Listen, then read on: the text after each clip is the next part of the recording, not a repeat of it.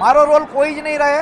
મારે તો એક જ મુદ્દો છે કે જે સમાજ હિતને જે ખેડૂતની વાત લઈને નીકળ્યા હતા એ મુદ્દે સરકાર હોય કે વિપક્ષ કામ કરે, નહીં તો સમય આવતા વિપક્ષ પણ ફેંકાઈ જાય છે, કોઈને ખબર પણ નથી પડતી।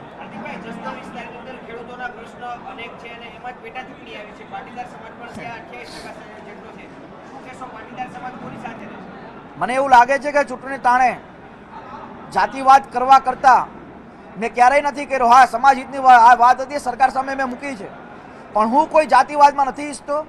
જસદણ જેવી પેટા ચૂંટણીઓમાં મારી એક જ માંગ હશે કે જસદણની અંદર એવો ખેડૂત ગરીબ છે, પાણીના સૌથી મોટા ત્યાં ફાંફા છે, પાક વીમો કે ટેકાના ભાવમાં સૌથી મોટી તકલીફ છે, તો જસદણની જનતા જાગૃત છે। જસદણની જનતા નક્કી કરશે કે આને કોને જોતું છે, જનતાને કેવા નેતાની જરૂર છે, એ જનતા આપોઆપ નક્કી કરી લેશે। પણ મને એટલી ખબર પડે કે જનતાને એવા નેતાની જરૂર નથી કે જે સત્તા લોભી હોય, જનતાને એવા નેતાની જરૂર નથી કે જે લોકોનો ન વિચારે, જનતાને એવા નેતાની જરૂર છે કે ખેડૂતો માટે, ખેડૂતો જોડે ઊભા રહે। તમે એટલું વિચારો, 15 ખેડૂતોએ આત્મહત્યા કરી। ગુજરાતના કયા ભારતીય જનતા પાર્ટીનો મિનિસ્ટર કે ધારાસભ્યના ઘરે ગયો હોય અને એને ખોટી રીતે દર્શાવવામાં આવ્યો કે ખેડૂતને ફલાણું હતું, ખેડૂતને આવી તકલીફ હતી, પણ કોઈ સરકારે એવું ન કહ્યું કે ખેડૂત દેવામાં ડૂબેલો છે એટલા માટે આત્મહત્યા કરે છે। એટલા માટે ઉપવાસ પર બેઠો હતો ને 19 દિવસ કે ખેડૂતોનું દેવું માફ કરો। ખેડૂતોનું દેવું માફ કરવું ખૂબ અનિવાર્ય છે, ખૂબ જરૂરી છે।